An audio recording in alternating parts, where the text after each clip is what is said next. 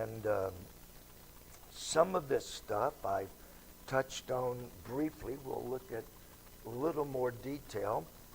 But Hebrews 11:3 says, through faith we understand that the worlds were framed by the Word of God. Why do we believe in creation versus evolution? By faith. And I've said this, evolution requires more faith than creation does. But was I present in creation? I remember years ago, Mr. Ham, would say, this rock was formed millions of years ago, and he would teach young school kids to ask, excuse me, sir, how do you know that rock is millions of years old? Were you there? And that got a lot of kids almost in trouble. But I wasn't there. None of us were there. So why do we believe so strongly in creation? By faith. We understand. It's not we hope, we maybe, we think. We understand, we know that the worlds were framed by the Word of God, so that things which are seen were not made from things which do appear. In other words, everything we see was not made from something pre-existing. How do we know? By faith. Without faith, it's impossible to please Him. So, and I looked up, there were about, several hundred references to faith in the Bible, and I looked at almost every one of them, and I was surprised at how many things we believe, we do, we understand by faith and without faith. And it's not just talking about, I've got faith if I jump in the Ohio River with 500 pounds of weight, I've got faith that God will protect me. That's foolish faith, if it's faith at all. But we believe without genuine faith, you cannot please God. Nothing you do pleases God without faith. It's impossible to please Him. Then believing in a literal creation is the first thing that we must accept and believe by faith before we will grow spiritually. You can't grow spiritually when you call God a liar in the first 11 chapters of Genesis. So if you want to grow scripturally, you have to not understand. I still, for the life of me, I have tried and tried. I cannot understand making something out of nothing. I can't understand it. I can't understand nothing. Well, space is nothing. Space is molecules. I can't understand nothing. But it's without faith, you can't please God. And in that same chapter, 3 verses prior, we have faith. Through faith, we understand God created. One reason many people don't believe in a literal worldwide flood is the question of the animals. And I know you're thinking, what does animals? We're going to look at much of that this evening. How could Noah fit 2 of every animal, 7 of the clean animals in the ark? 2 of every animal, 7 of every clean animal. How could Noah get all of those into the ark? How could he get enough food on the ark to last a year? Now, obviously, they were on a minimal diet. I know several people that could have eaten everything Noah had on the ark in the first week. But how did they feed the animals for a year. How did he take enough food? Where did he store enough food to last all of the animals for a year? These are questions that skeptics throw up quite frequently. How can we believe the Bible when science has, these are the skeptics, has some very real unanswerable questions? So we Christians are mocked. We're ridiculed. I remember when the Creation Museum first opened up, they got bomb threats. They got death threats. Mr. Ham had to have security 24/7 almost, because people thought that, those of us who believe in creation, take a firm stand like Mr. Ham did, we must be mentally unstable, and we need to get rid of this guy before he spreads his lies any further. They have questions, they can't answer questions, and so they attack the people that disagree with them. So the question begins, how many animals were on the ark? Genesis 6:15, this is the fashion which thou shalt make it of. The ark, the length of the ark shall be 300 cubits, the breadth is 50 cubits, and the height is 30 cubits. Now, if I were to ask you, how much is a cubit? Anybody guess how much is a cubit?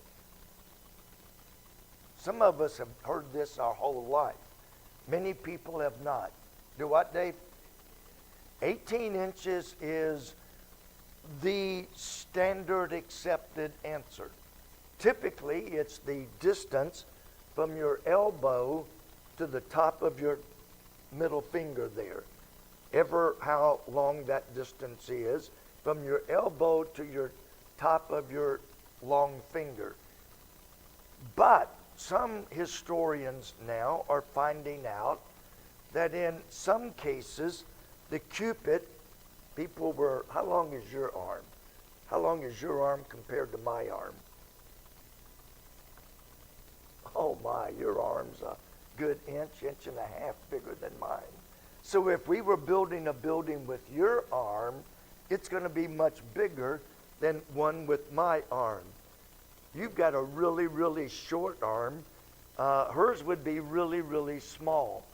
But historians now have dug up, and I've not seen the evidence, I've not read their reports, but they have found evidence that indicates in Noah's day, because they were giants in the earth, they were much bigger, they lived much longer, and I don't know, I'll say I've not read the evidence, but a cubit would be somewhere around 21 inches. Yours would be very close to 20. So they lived for hundreds of years. They didn't have all the diseases that we have. So, and again, I really should look up that report and read it. But they say that a cubit could have been 21 inches. Now, I did a little math. Actually, it took me a lot of math. Some of this figured out. At 300 cubits, that would be 450 feet long. At 21 cubits, that would be 525 feet long. 50 cubits would be 75 feet tall, or 87 and a half feet tall. Width would be 45 feet, or 52.5 feet. So either way, how many of you have been to the Ark Encounter? Oh, most of you, good. You've not been there? See my wife, she'll get you a free ticket. Do what? My wife? All right. But you need to go. Everybody should go at least once. because with us both working there, and then I had already quit, but her still working there, we would go down during construction, and look at the construction. But I can still remember they had the ribbon cutting before the grand opening. We went for the ribbon cutting, and you park in the parking lot, get on the bus, drive through the woods and around curves and across creeks to grandmother's house. But I can still remember coming around that last curve and getting off the bus, and there's the ark. And I tell people, because this is how I felt. I felt like an ant standing beside of an elephant. I mean, that thing is huge. You can see it on TV. They're running a lot of commercials. But you can see pictures. But a picture, even on TV, doesn't give you the awe effect when you see it for the first time. I went ahead and gave some square footage. Square footage at 18 inches would be 101,000 square feet. That's 3 stories. At 21 inches, it would be 137,800 square feet. Our auditorium, just to kind of give you an idea, from the double door to the back of the baptistry, from side to side, is 2,400 square feet. Now, if you were to divide this in 3 stories, that would be 7,200 square feet. That's a drop in the bucket compared to how big the ark would be. Genesis 21, Dr. Morris put in there, and I verified it this afternoon with a more modern, writer who's still living. I didn't know until today he actually works for AIG. I had no clue. But they estimated that it would have taken 500 boxed-in railroad cars to equal the size of the ark.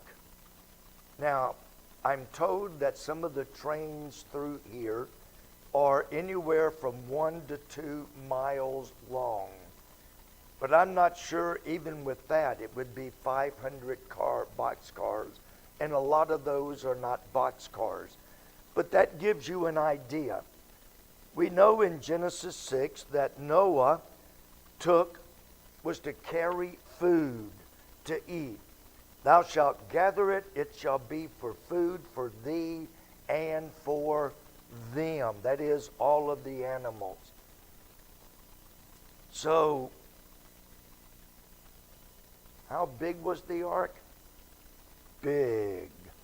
Chapter 7, how many animals did it take to get all of the male and female unclean, 7 males, 7 females of the clean? And so how many animals would it take? God said in Genesis 7, the Lord said unto Noah, Come thou and all the house into the ark, for thee have I seen righteous before me in this generation. Of every clean beast thou shalt take to thee by 7s, the male and his female. So the clean animals would have been 14 animals, male and female, and some of those were what Noah used as a sacrifice. Remember when he came out of the ark, he offered sacrifices to God. So some of the clean animals would have been used in sacrifice. Of the beasts that are not clean, by 2, the male and the female. So we got the clean, male and female, the unclean, male and female, and then kind of in between there were the transgender animals that hadn't made up their mind what they were yet.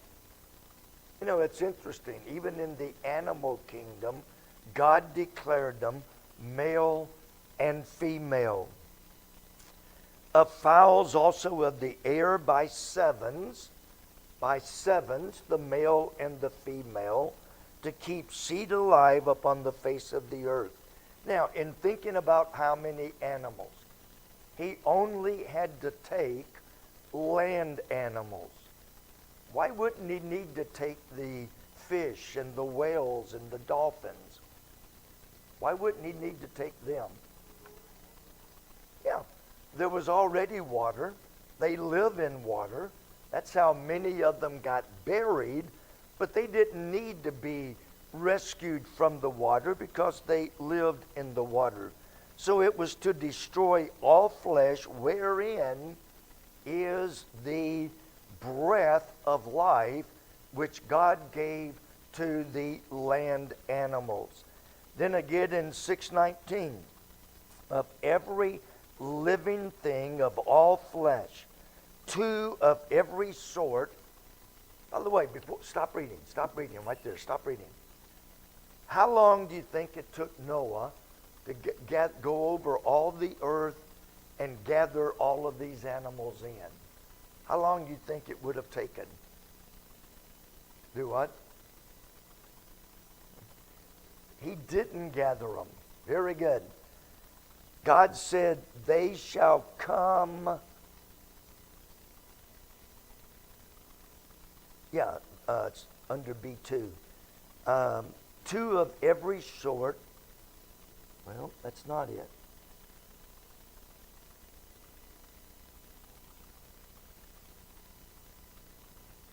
Well, anyway, I know I read it a minute ago. They shall come to you. You don't have to get them. God handpicked the animals that were the healthiest, the animals that had the best DNA genetic makeup. He picked the animals that had the best DNA, the best genetics, and they came to Noah in the ark before the flood started. And again, Genesis 7:15, wherein is the breath of life. By the way, look at verse 15, 7:15. Noah, I've seen a lot of drawings, Noah out there trying to herd the animals into the ark. No, look at what it said, 7:15. And they went in unto Noah. Noah wasn't out there driving them in.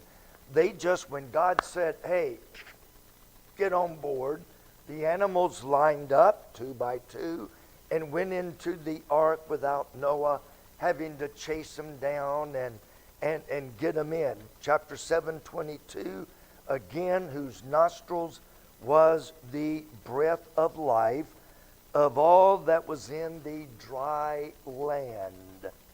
Now, there is a huge difference in kind and species. And this is where there is a lot of debate.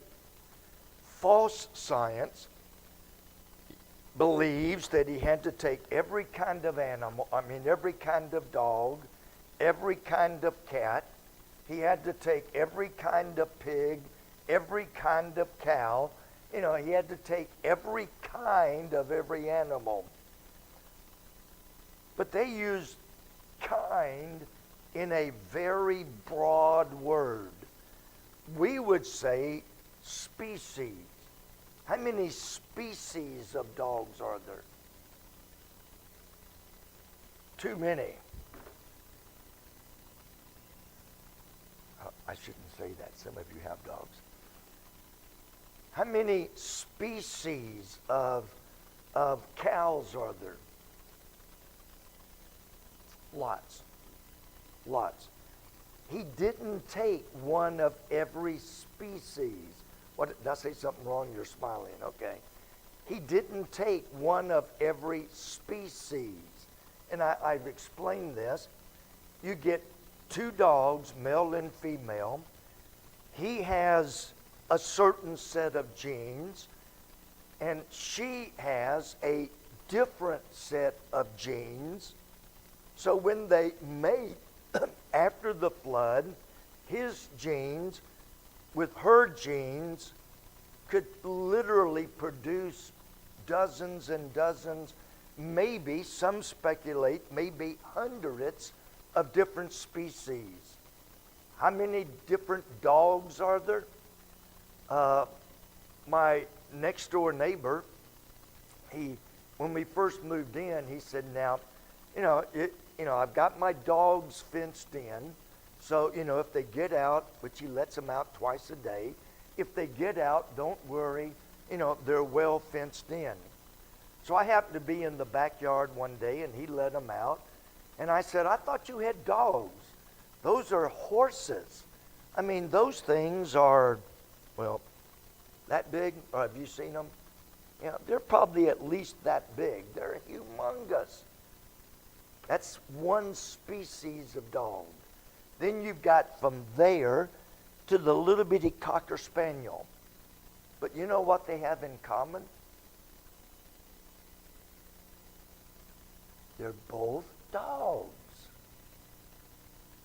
Your daughter has show ponies, miniature horses. So you take the miniature horse along with the Clydesdale horse. Here's the miniature horse. Here's the Clydesdale horse. But what do they have in common? They're both horses. So all Noah had to do was take two of each kind. 2 dogs, 2 horses, 2 cows. Now, Texas is famous for its a particular kind of cow. Longhorn, thank you. They're famous for their longhorn cows. Some people specialize in milk cows. Some breed to produce beef cows. But they're all cows. You do it through inbreeding. You do it, okay, I've got a Clydesdale. I've got a mini pony. Theoretically, they should be able to breed. Can you imagine what kind of horse you would get from those 2 extremes? Now, you keep breeding. You breed that horse with the Clydesdale, and then that horse, and pretty soon you've got a purebred, thorough Clydesdale horse. By inbreeding and by sectoring out, I want to, and by the way, that's how the Chinese and all of them got their slanted eyes.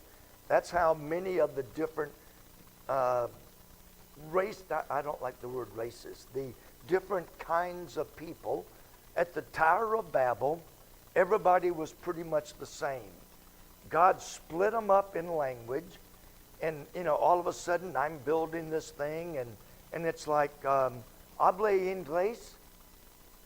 You're thinking, ¿Parlez du français? ¿Cuántos años tiene? Ohio gozaimasu?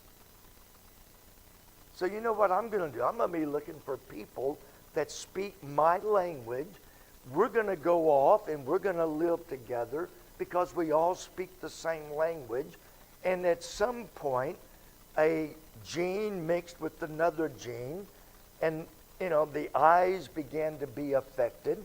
And over time, that whole group would have certain facial body things that have been bred in until all the other impurities or all the other things have been bred out, if you will.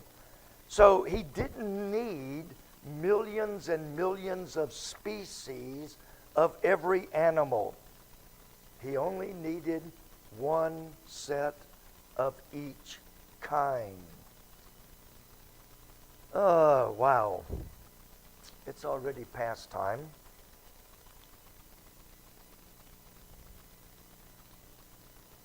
Well, we kind of covered the species versus kinds. Today is the 31st, Tomorrow is June 1st. The year is almost half over. I was talking to a lady,